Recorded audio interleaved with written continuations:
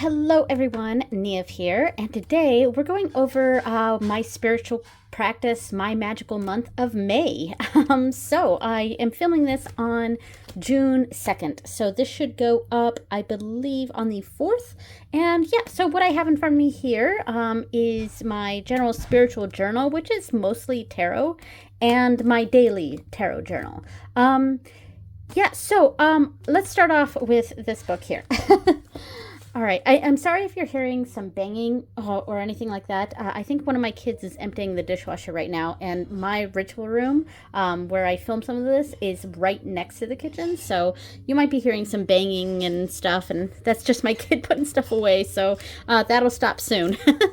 Anyway, so the month of May for me was dedicated to Ondagda, and this is the decorations that I did for it. I didn't really write a whole bunch in here. I have some in pencil, but yeah, I didn't write a lot in here. But yeah, so I associated Ondagda with May because he is the primary deity that I honor on Bealtaine, which I have this labeled here on the astrological date.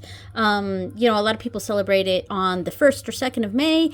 I follow the astrological dates, so it's the exact center between the solstice and the equinox, or the equinox and solstice, the spring equinox and the summer solstice. So that's how I do my my Sabbath celebrations.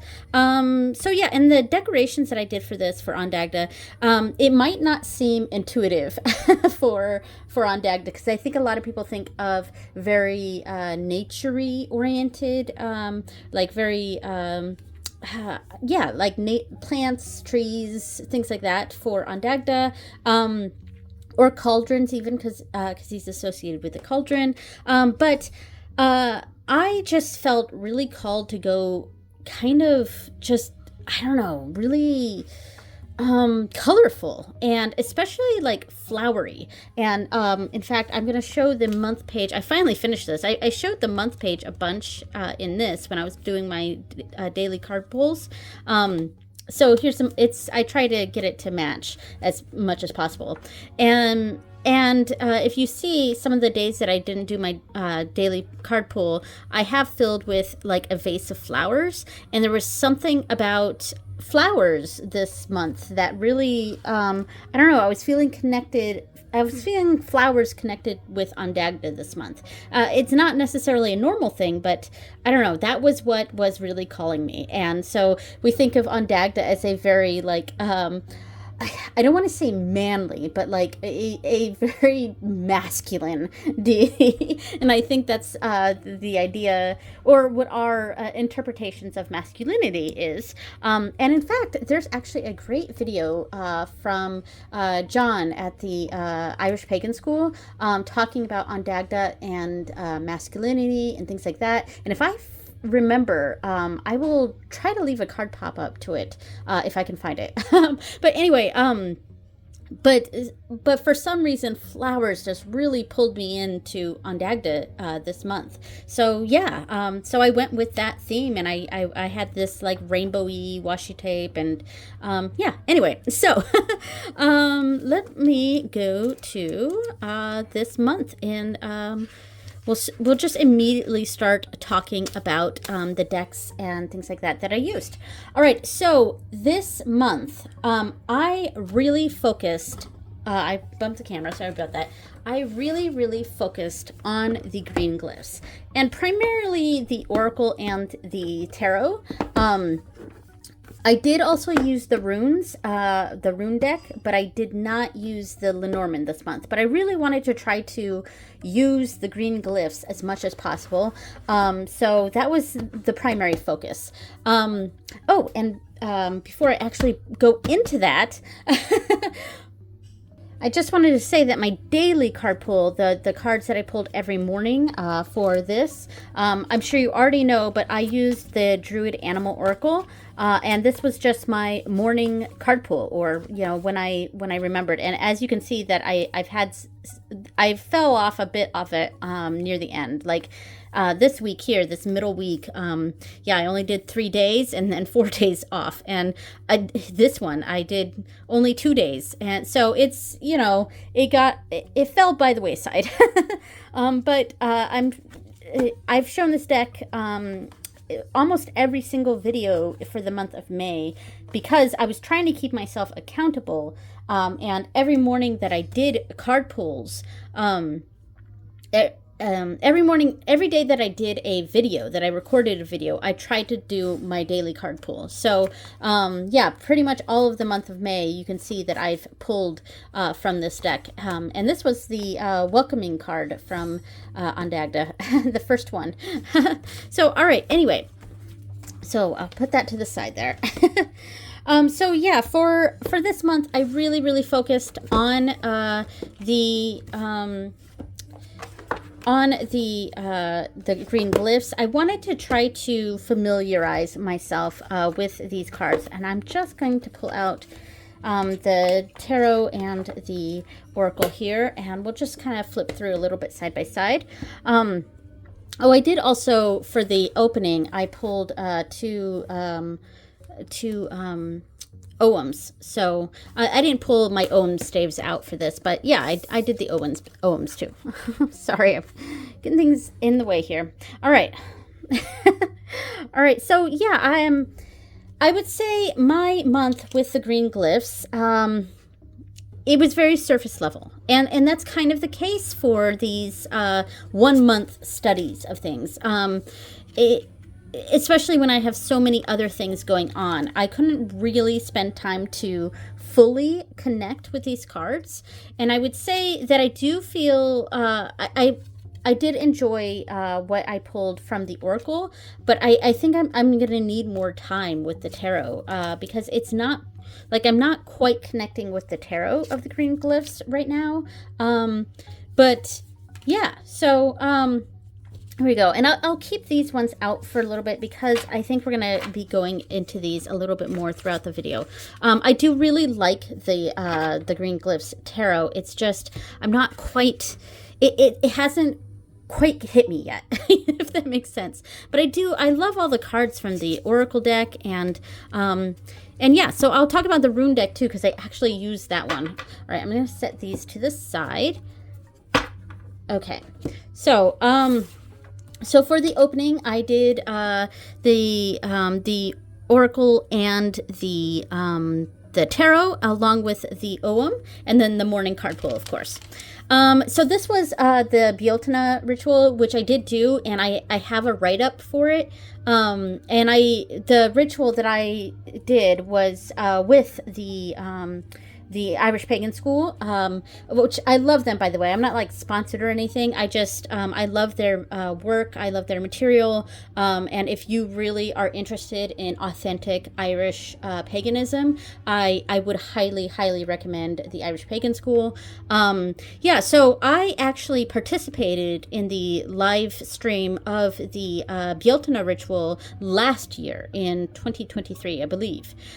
So I'm actually on the video, that because I rewatched the video for that for Beotana this year, and I could see, you know, my little myself in the little corner there, and I think I also participated in the discussion, but I didn't listen to the discussion when I did the ritual this year. But yeah, so my meditation on that I wrote down, and I have in a document on my computer, and I just need to transfer it. But I drew these daffodils because my ritual, in my meditation, I just saw daffodils like everywhere. So I had to draw daffodils for this page, and eventually I'll go through and fill it out. All right, and I also didn't fill out my Venus and Taurus, but this one, there's a video up of this on my channel. The Venus and Taurus I did with the Forest of Enchantment, and the Druid, it's actually the Druid Plant Oracle, but I put the wrong thing here, and it's okay, it's whatever. Because I had the Druid animal pulled out for my morning card pull, and so that's what I was looking at when I made the these stickers, and I forgot that I actually used the plant one, and the animal one was just my morning card pull that I had set in the picture. All right, so I used the Forest of Enchantment with my Venus and Taurus reading, and I did like it. I do really like this deck. I do. I think this deck actually, and I wanted to use this deck for my Venus reading in May, because I love this card. This is a deck that I do feel very connected with on Dagda. And I think the imagery in this was kind of what I was evoking a little bit with my initial decorations of my Dagda month here. Of course, I went more pinky, and this has a lot of greens. But I feel this deck does feel very Dagda to me. Especially the King of Pentacles, I believe. The King of Pentacles in this deck, I don't know. It just, the first time I saw it, I was like, oh, it's on Dagda. Let me see if I can find that, because there's something about that card that really, it's right here at the end. Yeah, so this is the King of Boons, or Keeper of Boons is what they call it. It's the King of Pentacles. I really wish it just kept the normal titles. That's something that, I don't know, it bugs me a little bit with other decks when they change titles too much, especially when it's things I can never remember, like, is Keeper the King, or is it the Queen, or, whatever. And then I have another deck, I think it's the Transient Light Tarot, where Keepers are the names of the Queens. So it's just confusing. Anyway, this card, I don't know, it feels like on Dagda to me. So that's why I always really like this deck in particular with Ondagda. It's not like dedicated to him or anything. It's just I like to use it with Ondagda. I don't use this deck for Breach or on Morrigan. And this is of course my own personal gnosis. You may have this deck and use it with those deities, and it works fantastically for you. But for me, I felt like on Morrigan, like, actively hates this deck. Like, anytime I think about potentially using this for an on Morrigan reading, it's like I immediately get this feeling like, oh hell no. Like no. So I don't know why, but that's just the feeling that I get. And I don't think Bridget really likes it too much either, at least for me. Again, you may have a different experience, and there we go. But for some reason, Ondagda does like this deck. So yeah. All right. Okay, so that was the Venus reading. I still need to fill it out. Then New Moon in Taurus, again, I used the green glyphs, Lenormand and Oracle, so I won't pull those out again. For the first quarter moon, again, green glyphs, the Oracle and Lenormand. I'm really liking the Oracle. I really am. And then the new moon, or full moon, again, same things. I don't have the picture printed out yet, but I will eventually get that picture here. And then, the past life reading. This was good. So I used the Green Glyphs runes for this one, and I used this because I never used the rune deck. I'm not really into runes. I'm more of an Ogham person, and I would have loved if James R. Eads had an Ogham version of this. I hope maybe he comes out with like a little Ogham expansion or something in the Green Glyphs realm. I don't know. But yeah, and I also used the Cosmovisions Tarot, and I gotta say, I loved the Cosmovisions for this month. I was really, really drawn to this deck. I also use Prismavisions, which I will pull out a little bit later. But yeah, all right, we're gonna take a stack off, I think, because that way they're even, or even-ish. All right, let me get this off to the side here. Sorry, my fumbling. Yeah, so, and let's zoom in. Okay. These two decks the green glyphs goes really well with the Cosma and the Prisma Visions. And gosh, come on. And probably because they're done by the same artist. It's James R. Eades's.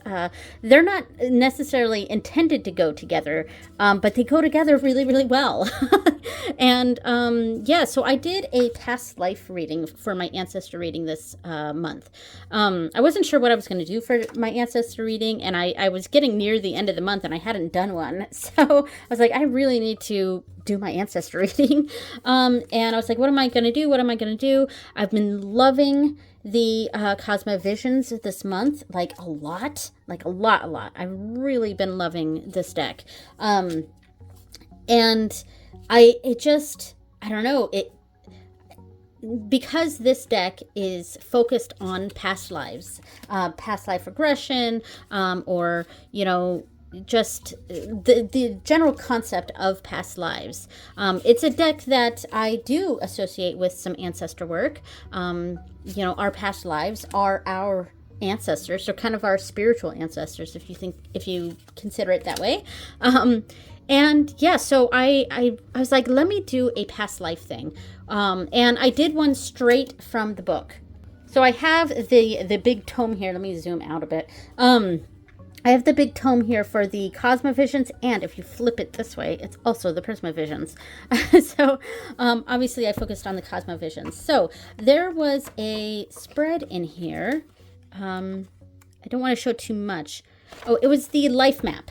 This is what I did. I did the life map here. And so I'll share, obviously I'm sharing this spread here. And it's kind of separate. It's 6 cards separated into like birth, childhood, adolescence, adult life, old age, and death.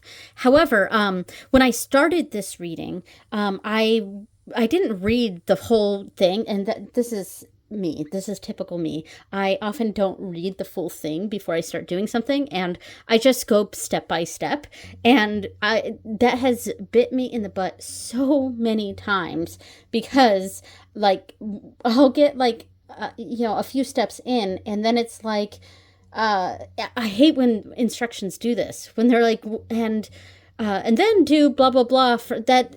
It totally messes up the whole thing. I'm not explaining this very well, but like recipes, saying, set aside water, or set aside part of this from a previous thing. And if it doesn't tell me that early on, I don't do it, because I don't read the whole thing first and then do my brain just doesn't work that way. I work step by step by step. I don't read the whole thing and then do it, So I started this and I was like, yes, I'm going to do this. And I just went full force in, pulled out the decks, and pulled out the cards. And I pulled out all 6 cards upside down. And then, because I changed this up a little bit, I did the spread here with the Cosmo Visions, but I also added onto it, and I added onto it with the runes. And essentially what I did was, let me zoom in a little bit here. So I pulled I turned over the tarot card, and again, this is a tarot / oracle. I pulled over the tarot card, and that was kind of, the first card was 4 of birds, 4 of swords for the birth. I came into this world peacefully and calmly. I was perhaps one of many, and my birth was that of routine. So that's kind of the feeling that I got from it. And then I pulled a rune card to go along with it. And as the lesson for myself in this life, based on my experience in this past life. And so my lesson from that was this rune, Kanaz, I think. So my flame wasn't yet known. It was a slow burn. So I felt like this was...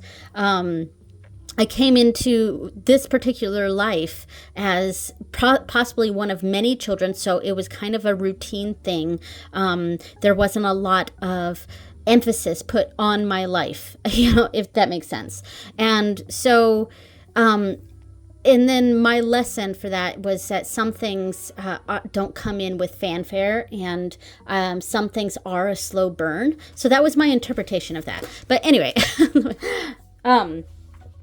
so as you can see with this picture, I pulled out all 6 of the cards, and I pulled over each card as I went through the reading. But when I read the book, it said in there, and because I saw that there was something special about major arcana cards, but of course I didn't read it, and once I pulled a major arcana card for, I think it was the adolescence phase of my life, I was like, oh, I got to go back to that book and see what it said about major arcana cards and how it's special in this reading. And it turns out the major arcana cards is where your life ended. So I was thinking I'm going back to a previous life where I actually lived into old age and all of that. And no, that's not. It's like, this is why I really need to read the whole thing before I actually do something.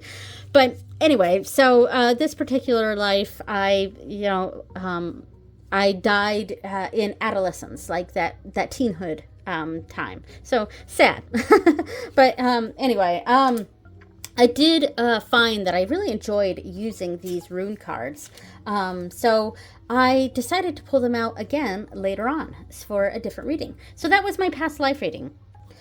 Okay, so the next one. This was the Venus and Gemini. I don't have anything written here. This video is up on my channel. It went up June 1st, which was yesterday for me as of filming. But again, this video is going up on the 4th. So I actually used for that, I went back to the Cosmovisions. I'm just going to pull these out. I went back to the Cosmovisions because I really, really wanted to keep using this deck. And then I also used, sorry, everything's everywhere right here. I also used my Kamito Yokai Oracle deck with this. And of course, this is just one card from here. So yeah, but this deck, it's one of my brand new decks. It's one of my Japanese decks at that. Let me see if I can zoom in a bit and get a little pile off. Here we go. Okay, so I really, really like this deck, and I'm looking forward to really getting to know this deck in a more in-depth way. Wow, look at this. And I love the Cosmovisions with this. And I also like Prismavisions with it. I've done a few pick-a-card readings for my Instagram. And I didn't pull out the decks that I used for that here. But you can go check out my Instagram and see some of those pick-a-cards. And I'm trying to do them more and more. I think this coming week I'm not doing a pick-a-card for my Instagram, but I am going to be doing them quite often. Yeah. Ooh, look at that. That's pretty cool. It's kind of that mimic here to here. Nice. But I used this deck, the Kamito Yokai Oracle, with the Prismavisions, which I don't have pulled out right now. And it was fantastic. I really liked it. And so I also used this deck with my myth making, my tarot myth making video, not course, but it was a little bit of a series. It lasted 3 months. It is on my channel. I did one video for each of the 3 months. And it kind of got to a point that it got to its end. It's, I might do them again, the tarot myth making. It was a lot of fun to come up with this story, this mythology of this character. And in the last one, I used this deck. And I think I used the Cosmovisions with that, but maybe I didn't. I can't remember. Anyway, I do really like both Cosma and Prismavisions with this deck quite a bit. And speaking of this deck, I also, I started a new series on my channel called the #Tarot Trimester. So if I remember I'll put a card pop-up, but definitely go to my channel and check out that video. It's kind of a recap of my spiritual practice, my tarot practice for the past 4 months. And I'm hoping that other people will also do a tarot trimester, and you could do it whenever. It doesn't have to be at, you know, the 4-month marks in the year, like May, August, and December. It could be any month and or any time, and it's just an assessment of your past 4 months, your spiritual practice, your tarot practice, things like that. It's kind of a assessment of the past 4 months. And in that, I talked about how there are 52 cards in this deck. And because of that, I want to do a deep dive study of this deck for all of 2025. And that is my plan. I'm going to do a deep dive study. And I'm going to, that will be my Nihongo no Nikki, that's Japanese language diary, for 2025. This is my current Nihongo no Nikki for 2024. And it's basically, I'm watching an episode a week of Terrace House, Boys and Girls in the City. That's a Japanese reality show. And I'm watching the same episode multiple times in a week, and then writing down random quotes from that episode, decorating a page in here, and then picking 6 or 7 of my favorite quotes from, or 6 or 7 of my quotes from that episode, and putting them in this journal. Last year, my Nihongo no Nikki was a straight up diary. It was, and this is, I skipped a week here. It was a straight up diary. So that's what it was then. This year, of course, it's Terrace House. So next year, because there are 52 weeks in a year, I think it's kind of perfect to use the Kamito Yokai. And the light got a little darker in here, sorry. The Kamito Yokai, and really do kind of a deep dive study. And each page of my Nihongo no Nikki will be decorated for each card of this deck. So that is the plan. So I do plan to continue using this deck throughout this year, but next year it will be very specific cards, and basically going in order, and yeah, and doing a deep dive of that. And my Nihongo no Nikki will, I mean, there will be a lot of Japanese in it, but I think a lot of it's also going to be some English. And I'll probably, what I'll probably do, let me go to a blank page here. So I'll probably do, let me grab this. I'll do one card. I'll scan each of these cards, and I don't know if I'm going to do the full, it might not be this large, but I will have a sticker of it in here, and I'm probably going to have it, I'm going to have a base interpretation right here. I don't know if I'm going to have it in English or Japanese. I'll figure that out. So I'll have a base interpretation of the card. I'll probably have a tarot card that I might associate with this card based on its meaning. And I'm doing that also with another deck that I'm going to talk about in a moment. And then, I don't know, more information about this, the mythology of this character. So yeah, that's kind of the plan. I'm still trying to work out exactly how I want to do it. And then, so hopefully for 2025, I'll have another Nihongo no Nikki that will be very specifically my Kamito Yokai journal. Okay, so then for the third quarter moon, again, it was the 2 green glyphs. And finally, the closing reading with Ondagda, and I have yet to have pictures for the last, I don't have pictures for this one, or this one yet, but this will look very similar to the previous month's closings, where I had it like that, where I'm kind of just printing off cards for that. And what I did for the closing is the same thing I do for the closing of every month, and that is I pull out the cards that I got. May find a previous month's closing ceremony here. Opening closing.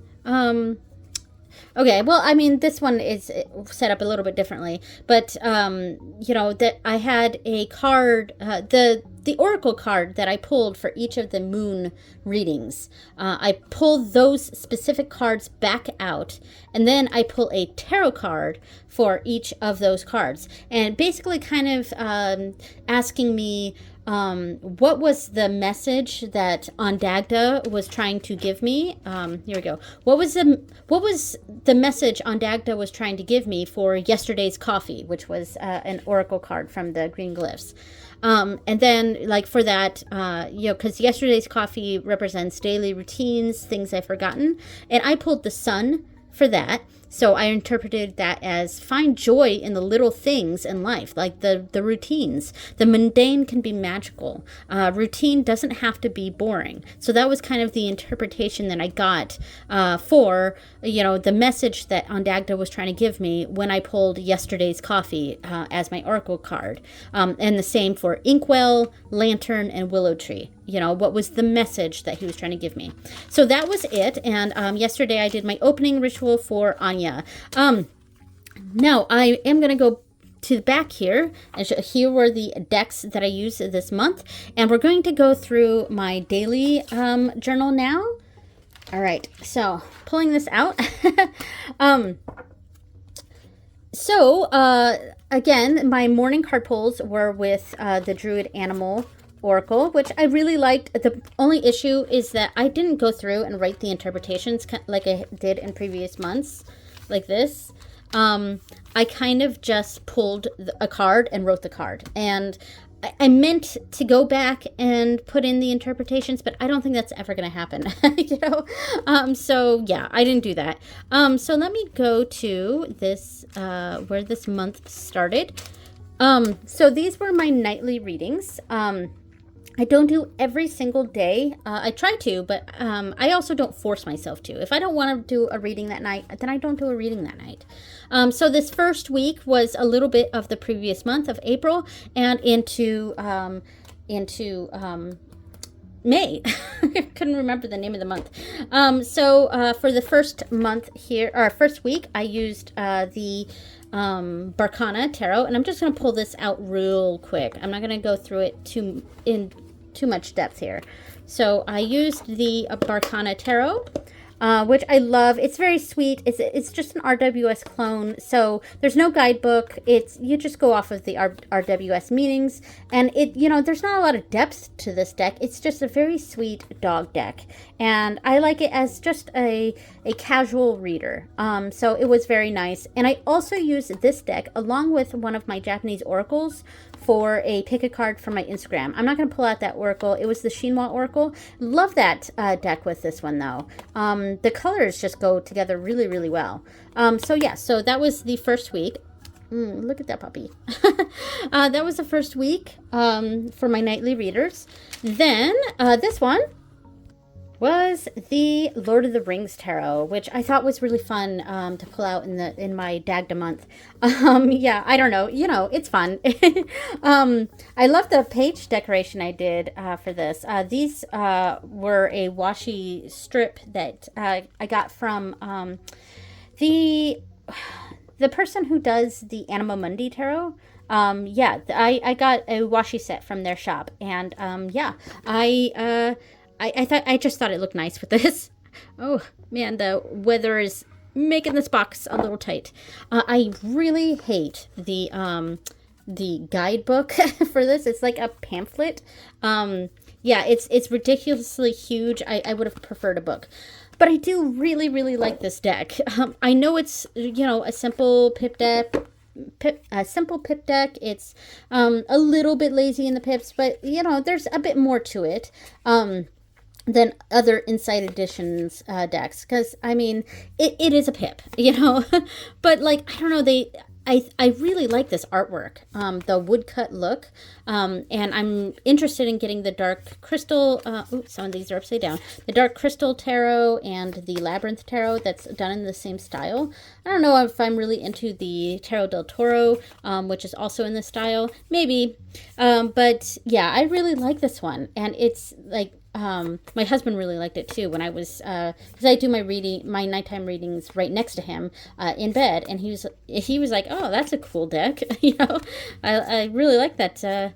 And you know how much this cost me? Because it was on a major sale on Amazon when I got it. Like, typically it's like $24. I got this for $8. So, like, I'm not going to complain about the pips and stuff when this deck was $8, and it's a really cool looking deck. So, yeah, I really like this Lord of the Rings. And I know there's a couple other Lord of the Rings decks out there that may be better. I've seen a couple independent version ones that do look really nice, and I'm tempted by them. But I don't know. I'm actually just pretty happy with this set, and just not the frickin' thing here, the guidebook, or I hesitate to call it that.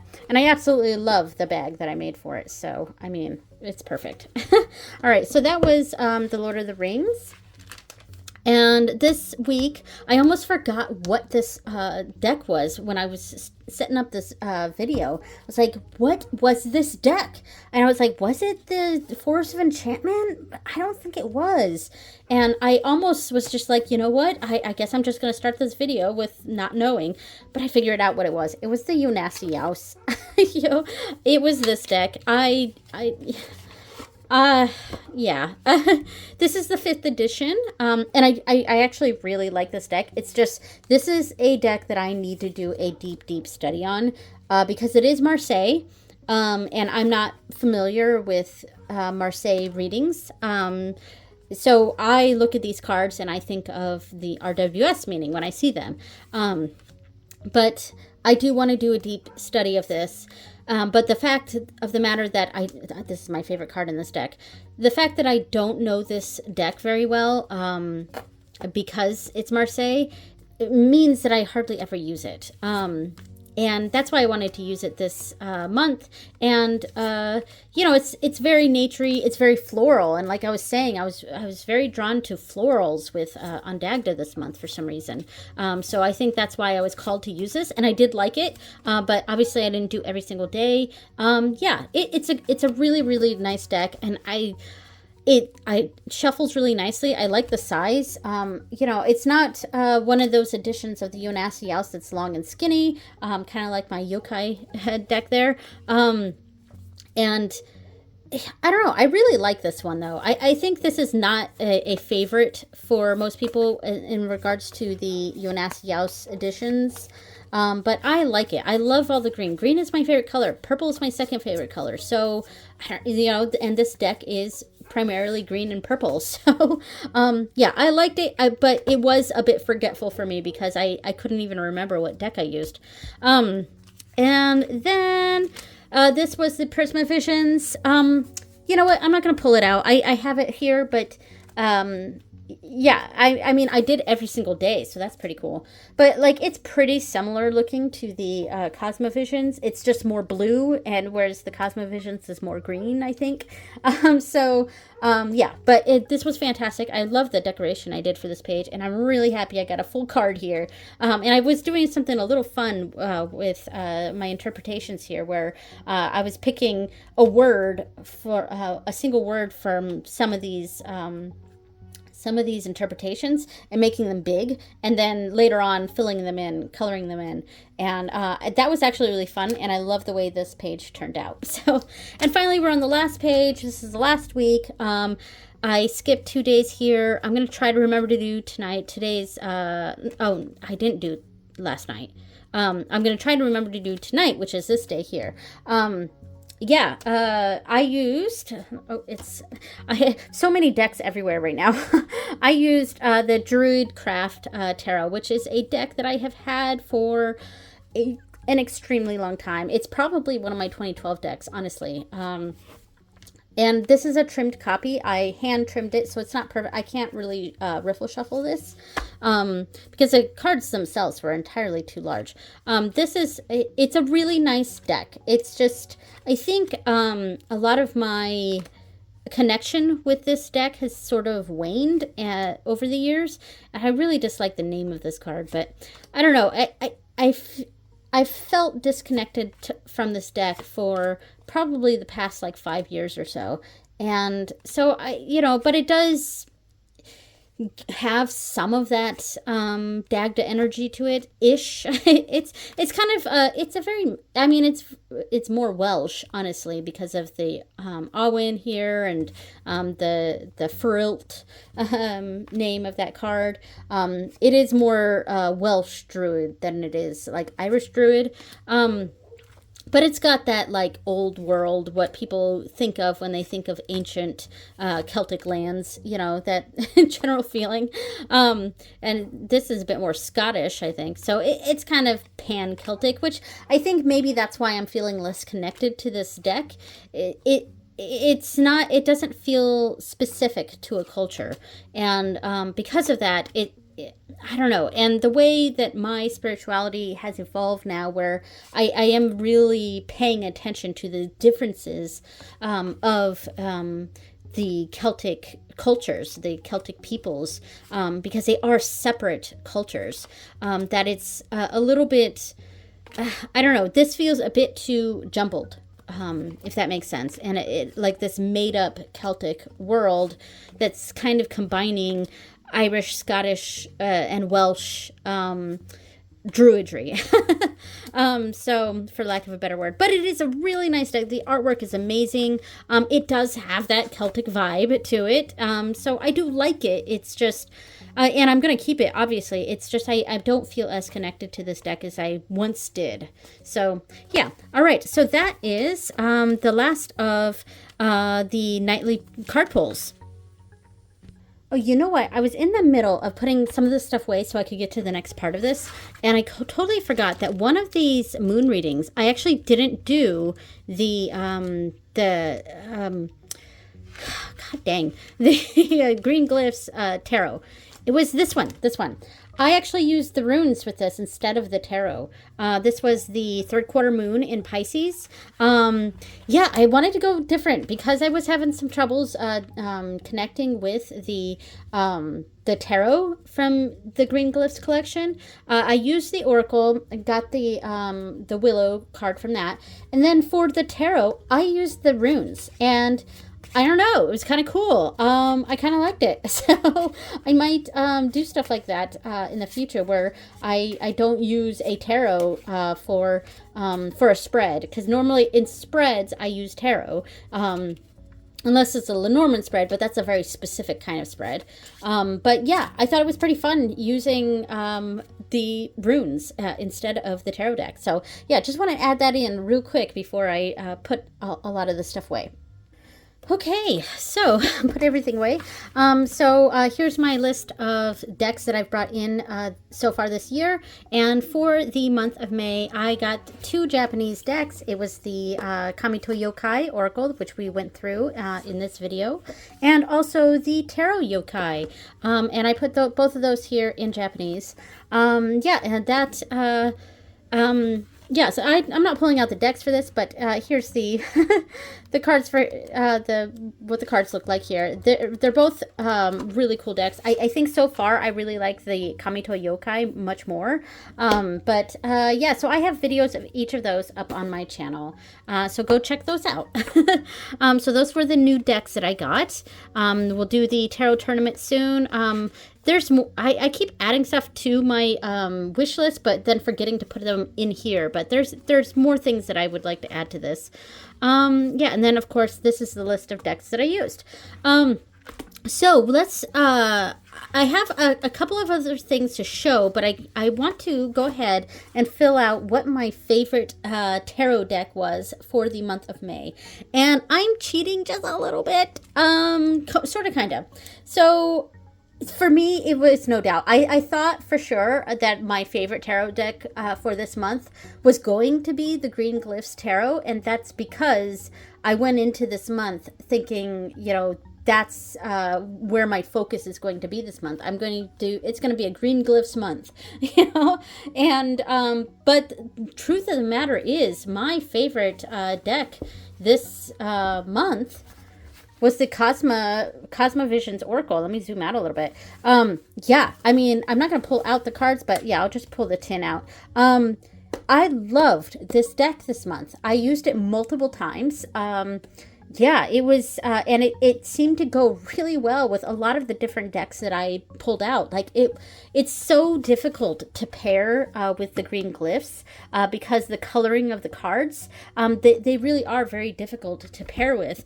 But they look great with the Cosmovisions and also Prismavisions. But I think because Cosmovisions has a bit more of that green to it, there was just something in this deck that really just matched very well with the green glyphs. And of course, it's by the same creator, so of course they're going to look nice together. But the styles are incredibly different between the green glyphs collection and the Cosma / Prisma Visions. The styles are very, very different. I mean, you can still see that it's James R. Eads' artwork, because he does do this style very well. Like a lot of the I don't know how to describe it. I mean, I'm pulling out the rune cards here, but there's a lot of just like the details and a lot of the little tiny details and the just the sketchy style that he has. It's very apparent in both decks, and they just go really, really, really well together. So yeah, the Cosmovisions looked great next to Green Glyphs, which is card decks that are really difficult to pair with. And it also looked fantastic with the Tarot Yokai, which I was really connecting to this, the Kamito Yokai, which I was really connecting to this month. So to me, it was a no-brainer. The actual winner was a Cosmovisions, and I say it's a little bit of a cheat because technically it's an oracle deck, but it's also a tarot. It is that it's a tarot when I want it to be a tarot, okay? It's a tarot when I want it to be a tarot. And this month I want it to be a tarot. So I am going to write in May here, Cosma Visions.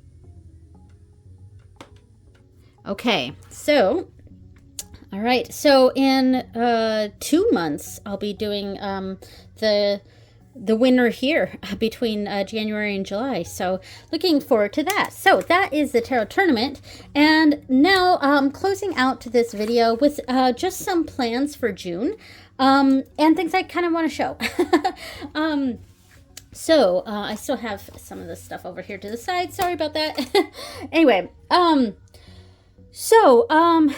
I cut out fabric for 2 decks, and I want to show that. And I showed some of my fabric ideas in a previous video, but I've decided on some fabric for 2 decks here. And that is, hello, I'm pulling this out. It's for the Ryujin Kado, or the Dragon God cards, and the Mars Power Tarot. Now, I have mentioned this on this channel several times. Let me kind of clear out this space a little bit. I've mentioned this a few times on this channel, but these 2 decks instantly bonded in my collection. They look great together, for one, and there's just an energy that really, really fits with both of these. And I'm just going to pull these out to show. There's just an energy that seems to match with these. And I think I have this in order. Yes, I have this in order because I for the purposes of this month, how I will be using this deck. For June, for basically the rest of the year, I'm actually going to be using the Ryujin Kado, which because of that, I will also be using the Mars Power for the rest of the year. Yeah, so here's the thing. These 2 decks just instantly bonded in my collection. And because of that, I really, really like their energies together. And these 2 are a couple. And because of that, I kind of want to get 4 other decks. So there's 2 other decks that are in this series. These are the dragon ones. There's also a deity one, Japanese deity one, and there's another one that I can't remember what the theme is. But yeah, there's 2. There's like 3 different version or decks in this collection that I want to get the other two in that collection. And because of that, because of how well these two decks go together, I also want to get the Star Power and the Moon Power from Six Sad Girls and pair them with the other decks from this series. And I think I already know how I'm going to pair them. That may be a mistake. Look at that energy here. That may be a mistake because, just because these two decks went so well together doesn't mean that those will. But I'm going to take a risk, and I'm going to go ahead and do that. So I don't know when I'm going to get them, but I think it's probably going to be sometime this year, which means that my list of decks that I'm getting this year has changed a bit. But yeah, so because of that, sorry about the clearing my throat there. I'm doing a study. I mentioned how I was going to do my Nihongo no Nikki for 2025 is going to be the Kamito Yokai Oracle, and I am still going to do that. But for the rest of this year, I am going to do a deep dive study of the Rujin Kado, the Dragon God cards. Oh, and I'm going to keep those in order because these are in order. I have a book. Let me pull this out. It's in a cover that it's not going to stay in this cover because the cover itself is actually an Alice in Wonderland themed. I have a A6 Tomoe River paper. I think it's called the Cafe Note. It's not Hobonichi, but it fits in Hobonichi stuff. So I have that, and I've marked out each section, and I counted how many pages are in there, and I can have 10 pages dedicated to each card of the Dragon God cards. So there's 10 pages for each card. And I'm going to do a full study because this is also going to help me with Japanese. And I'm going to make it pretty and aesthetic because this is going to be the special, my special book for the Dragon God cards, the Rujin Kado.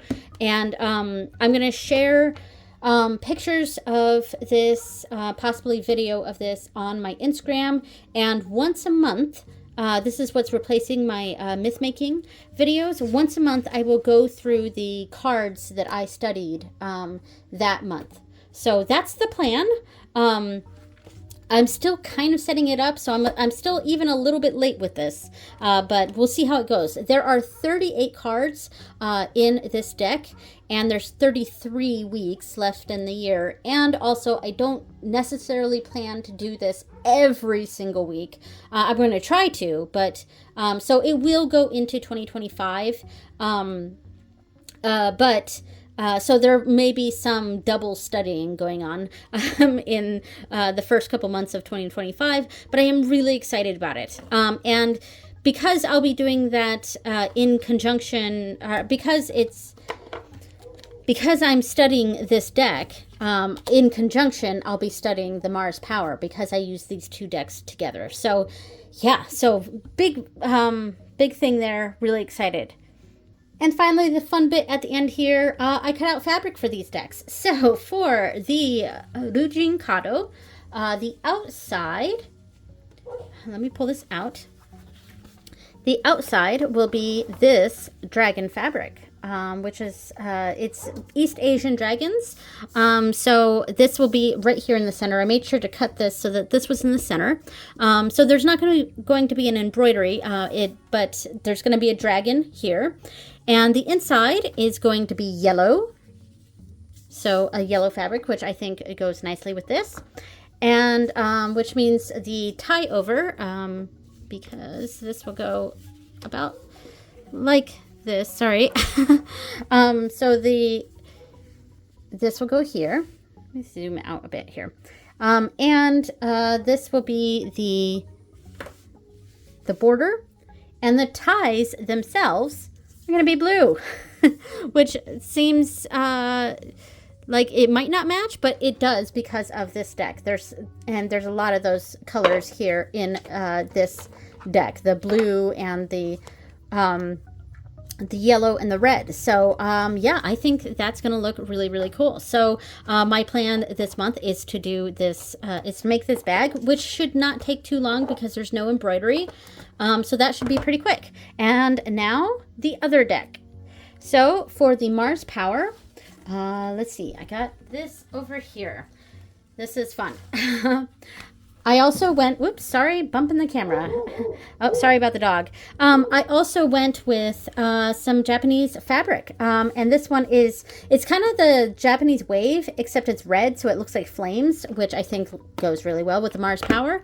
And the inside is going to be green, which sounds really crazy, but I mean, look, it matches the deck, okay? It really, really does. So it's got that. So that means this will be like that. And the border is right here. Sorry, I've got all these things stuck together. I'm just going to go with my pentacles. And I think I'm going to use the black side instead of the gold side. Ooh, grabbing all sorts of stuff over here. So yeah, that'll be like that, which I think looks really cool. And the design on the front is going to be this patch. So there's no embroidery for this one either. It's going to be a patch, and we'll mostly see this in the front, but you will also see some of this on the back and stuff. And I love the green added with this. So, and the ties themselves, what will tie the bag close is the black. So that's the plan. And both of these should actually be done pretty quickly because there's no embroidery. Sewing the patch on here might take the longest amount of time. But yeah, so that is the two bags for this deck couple. Honestly, I'm just going to leave the patch here. This is a deck couple because these two decks have really coupled in my collection. So there we go. That is everything. Thank you so much for watching this hour-long video, and I will see you next time. Bye!